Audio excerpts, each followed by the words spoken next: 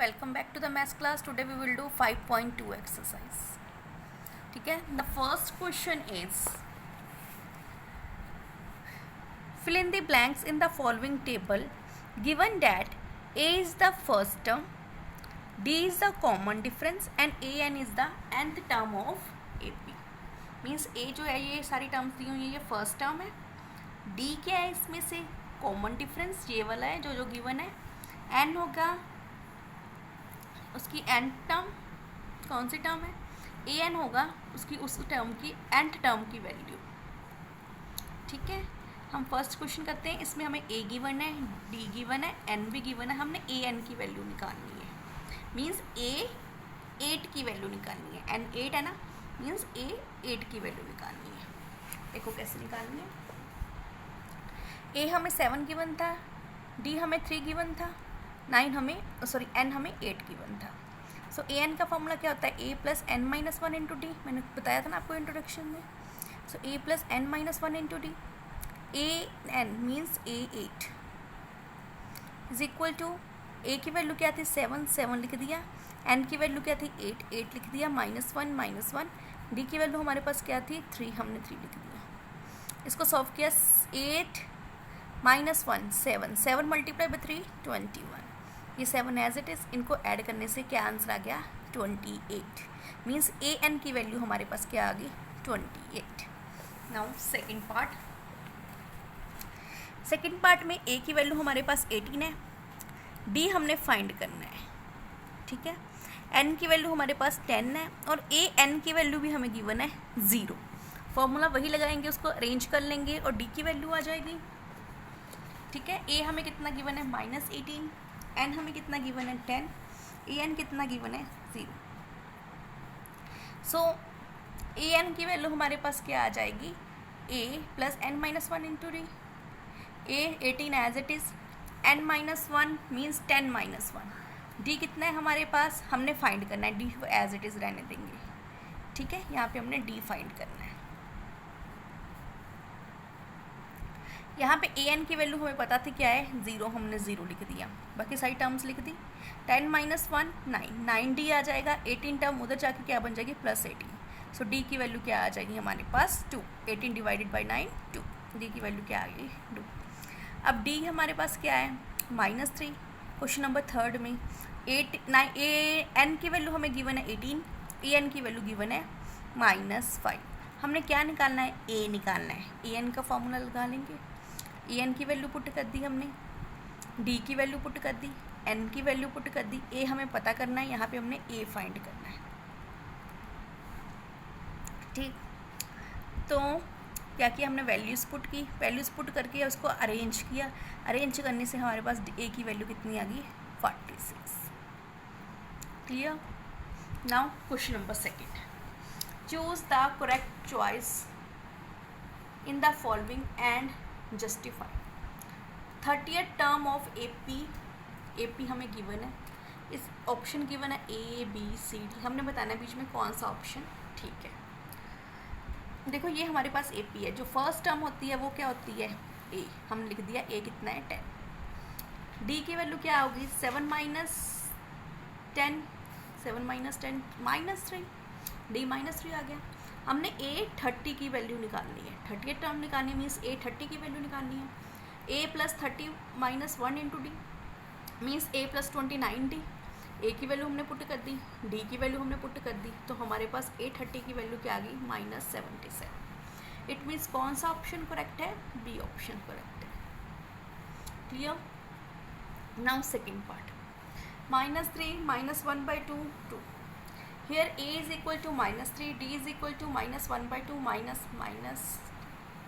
देखो a हमने -3, इस दोनों को अपने आपस में माइनस किया, इनको माइनस करके हमारे पास आंसर कितना आ गया 5/2. यहाँ पे कुछ नहीं था, हमने 1 लिख दिया. 5/2. सो a 11 की वैल्यू क्या होती है, a plus 10d -3 n -1 d. N कितना था हमारे पास 11 था, सो 11 -1 10d बन जाएगा, a plus 10d. So a की वैल्यू क्या है -3 प्लस 10 डी की वैल्यू हमारे पास क्या है 5/2. सो -3 + 25 इज इक्वल टू 22. सो हमारा कौन सा ऑप्शन करेक्ट है? बी ऑप्शन करेक्ट है, क्योंकि बी ऑप्शन में इसकी वैल्यू क्या थी हमारे पास? 22. ये देखो मैं आपको बताती हूँ कौन सा ऑप्शन करेक्ट है. बी. ये देखो 4 ऑप्शंस थे ना, तो इसका कौन सा ऑप्शन करेक्ट रहा? बी. तो हमने यहाँ पे लिख देना कि ऑप्शन बी करेक्ट है. इसकी स्टेटमेंट आप लिख लेना, ठीक है, यहाँ पे. Clear? Next question, question number 3. In the following AP find the missing term in the boxes. Boxes वाली हमने मिसिंग टर्म फाइंड करनी है. ठीक, मीन्स A1 हमें पता है, A की वैल्यू पता है, A2 फाइंड करना है. ठीक है, यहाँ पे A2 ही आता है, A2 की वैल्यू हमने फाइंड करनी है. देखो कैसे फाइंड करनी है. A is equal to 2, A3 is equal to 26, A2 हमने फाइंड करना है. सो A3 की वैल्यू क्या होगी? A + 2D मीन्स 26, और A तो 2 है, इसमें A की वैल्यू पुट करते हैं. A + 2D होती है ना, A की वैल्यू पुट करते हैं. A की वैल्यू हमारे पास कितनी थी? 2. ठीक है, तो 2 + 2D इज इक्वल टू 26. ठीक है ना, यहाँ पे हम लिख सकते हैं 2 + 2D is equal to 26. So 2D किसके इक्वल हो जाएगा? 26 - 2 मीन्स D की वैल्यू कितनी आ गई हमारे पास? 12. अब हम 12 ऐड करेंगे. A2 निकालने का फॉर्मूला करता है A + D. ठीक है, A + D आ गया. सो क्या हम लिखेंगे? A की वैल्यू 2 थी, D की वैल्यू 12 थी, तो क्या वैल्यू आ गई? 40. सो A2 की वैल्यू हमारे पास क्या आ गई? 40. Next 5th part. इसमें हमें A भी नहीं गिवन, A2 गिवन है, A3 भी नहीं गिवन, 4 भी नहीं गिवन, 5 भी नहीं गिवन एंड 6 गिवन है. यानी कि एक हमारे पास A2 की वैल्यू है, एक A6 की वैल्यू है. A2 38 है, means A + D is equal to 38. A6 कितना है? -22 means A + 5D is equal to -22. अब इन दोनों में को हम अगर सब्ट्रैक्ट कर दें, A तो कैंसिल हो जाएगा. हम subtract first and second, first from second, first को सेकेंड से सब्ट्रैक्ट कर दिया. अब फर्स्ट ये वाली टर्म हमने यहाँ पे लिख दी. यहाँ पे इसको नंबर 1 दे दो, इसको नंबर 2 दे दो. इन दोनों को हमने सब्ट्रैक्ट किया, ये पहले लिख दिया, ये बाद में लिख लिया. इनको सब्ट्रैक्ट करके हमारे पास D की वैल्यू कितनी आ गई? -50. ठीक है, फॉर्मूला अप्लाई करें. D हमारे पास है. अब ये D की वैल्यू हम किस में पुट कर दें? फर्स्ट इक्वेशन में पुट करेंगे तो हमारे पास किसकी वैल्यू आ गई? A की वैल्यू आ गई. अब A भी हमारे पास है, D भी हमारे पास है. फॉर्मूला अप्लाई करेंगे, तीनों की वैल्यू आ जाएगी. A3 का फॉर्मूला क्या होता है? A + 2D. A की वैल्यू पुट कर दी, D की वैल्यू पुट कर दी, 2 से मल्टीप्लाई कर दिया D को, A में प्लस कर दिया, तो हमारे पास आंसर कितना आ गया? 23. यहाँ पे देखो माइनस क्यों है प्लस की जगह पे? क्योंकि -15 × 2 -30, तो इसलिए हमें यहाँ पे -30 आ गया. इन दोनों को माइनस करके कितना आंसर आ गया हमारे पास? 23. अब A4 है हमारे पास. A3 + D, A3 की वैल्यू हमारे पास कितनी है? 23. D की वैल्यू हमारे पास कितनी है? -50. इनको माइनस करके आंसर कितना आ गया? 8. A + A, अब A5, A4 + D, यहाँ पे भी A3 था, A3 + D, A3 की वैल्यू पुट कर दी, D लिख दिया. यहाँ पे A4 की वैल्यू पुट कर देंगे, ये वाली वैल्यू पुट करेंगे, प्लस D मीन्स -15. इनको माइनस करके कितना आंसर आ गया? -7. सो A3 की वैल्यू 23, A4 की वैल्यू 8, A5 की वैल्यू -7. देखो आप ऐसे भी कर सकते हो, A + 3D भी लिख सकते थे, यहाँ पे A + 4D भी लिख सकते थे. ऐसे भी आंसर आ जाता था, इस तरह भी आ जाता था. ठीक है, हमने दोनों मेथड से पिछली एक्सरसाइज में सम किए हैं. Next question number 4. Which term of the AP 3, 8, 13, 18 is 78? 78 means ये हमें लास्ट टर्म गिवन है, ये लास्ट टर्म गिवन है हमें. ठीक है, अब देखो nth टर्म हमें गिवन है 78, an हमारे पास कितना है? 78. अब ये हमारे पास क्या है? सीरीज़ है. A की वैल्यू 3 होगी, इनको माइनस करके D की वैल्यू आ गई. ठीक, अब हमने किसकी वैल्यू फाइंड करनी थी? n की वैल्यू फाइंड करनी है. सो फॉर्मूला क्या लगा A + n - 1 × D is equal to 78.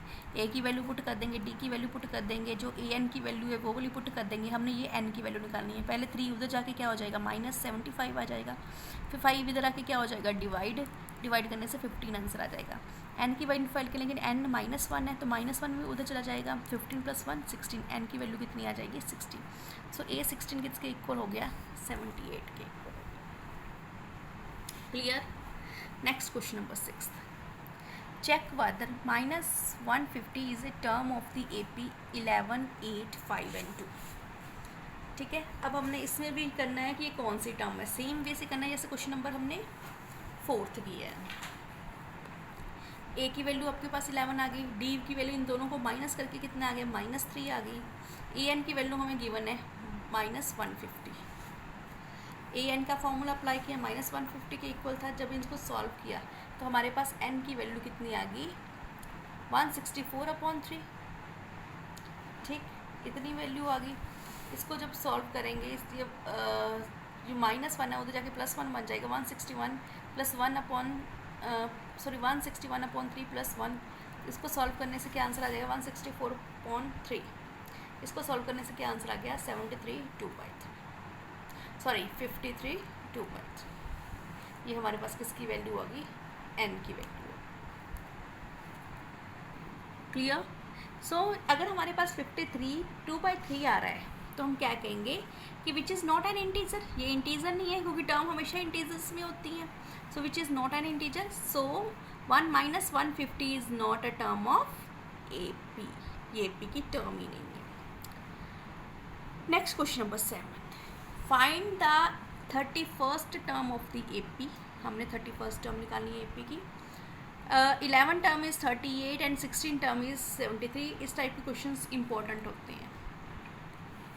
ठीक है, यानी 31st टर्म हमें गिवन है एंड 11th टर्म गिवन है। 31st टर्म हमने निकालनी है, 11th टर्म हमें गिवन है और 16th टर्म हमें गिवन है। 11 टर्म कितनी है, 38, 16 टर्म कितनी है, 73। इसमें A11 का फॉर्मूला लगा देंगे, इसमें A16 का फॉर्मूला लगा देंगे। चलो देखते हैं क्या फॉर्मूला है। A11 का फॉर्मूला है A + 10D = 38। A16 का फॉर्मूला है A + 15D = 78। अब इन दोनों को हम आपस में क्या कर देंगे, माइनस कर देंगे। इन दोनों को जब हम माइनस कर देंगे तो हमारे पास D की वैल्यू क्या आ जाएगी, 7। क्लियर। सो A11 की वैल्यू क्या आ गई हमारे पास सॉल्व करके, 38। हमारे पास 38 ही थी। A की वैल्यू फिर क्या आएगी हमारे पास, हमने यहाँ पे वैल्यूज पुट कर दी है। सो A की वैल्यू क्या आ जाएगी, A + 10 × 7 = 38। ठीक है ना। अब हमने क्या किया, A को यहीं पे रहने दिया। ये 70 था, 70 उधर जाके क्या हो जाएगा, माइनस, इधर आके माइनस हो गया। सो 38 - 70 -32। क्लियर। सो A की वैल्यू हमारे पास क्या आ गई, -32। हमने कौन सी टर्म की वैल्यू निकालनी थी, 31st टर्म की वैल्यू निकालनी थी। सो 31st टर्म का फॉर्मूला हमें ऑलरेडी पता है, A + 30D। A की वैल्यू हमने ऑलरेडी निकाली हुई है, हम यहाँ पे लिख देंगे -32 + 30 × D। What is the value of D, 7। तो 7 हम यहाँ से ले लेंगे। इन दोनों को सॉल्व करके हमारे पास आंसर क्या आ जाएगा, 178। सो A31 की वैल्यू क्या है हमारे पास, 178। Clear. Now question number 8, an AP consist of a 50th term of which third term is. यहाँ पे हमने एक AP में 50th टर्म्स हैं, उसमें से थर्ड टर्म 12 है एंड लास्ट टर्म कितनी है, 106। ठीक है, उन्होंने बोला कि 50 टर्म है, फिर लास्ट टर्म भी बता दी कि 106 है। डैट मीन्स 50th टर्म कितनी है, 106 है। फाइंड द 29 टर्म, हमने 29 टर्म फाइंड कर दी है। सो मीन्स लास्ट टर्म क्या है, 50th टर्म। हम समझ लगे A50 की वैल्यू क्या है, 106 और A3 की वैल्यू क्या है, 12। इन दोनों का फॉर्मूला लगा देंगे, A + 49D = 106, A + 2D = 12। क्या करेंगे, दोनों को माइनस कर देंगे जिससे A रिमूव हो जाएगा। जब इन दोनों को माइनस करेंगे तो हमारे पास D की वैल्यू क्या आ जाएगी, 2। क्लियर। अब D की वैल्यू 2 आ गई, चाहे उसे फर्स्ट इक्वेशन में पुट कर दो चाहे सेकंड में पुट कर देते हैं, कैलकुलेशन ईजी हो जाती है। उन्हें सेकंड इक्वेशन में पुट किया, ये पुट इन सेकंड लिख देते हैं। Put in second. जब हमने सेकेंड इक्वेशन में पुट किया तो हमारे पास क्या वैल्यू आ गई, ए की वैल्यू हमारे पास आ गई 8। क्लियर। जब ए की वैल्यू 8 है तो A29 का फॉर्मूला क्या होता है, A + 28t। ए की वैल्यू हमारे पास थी 28 एज इट इज़, डी की वैल्यू भी हमारे पास थी डेट इज़ 2। इन दोनों के 28 + 2 56, 8 इसमें ऐड किया तो क्या आंसर आ गया 64। सो A29 की वैल्यू हमारे पास कितनी है 64। क्लियर। Thank you.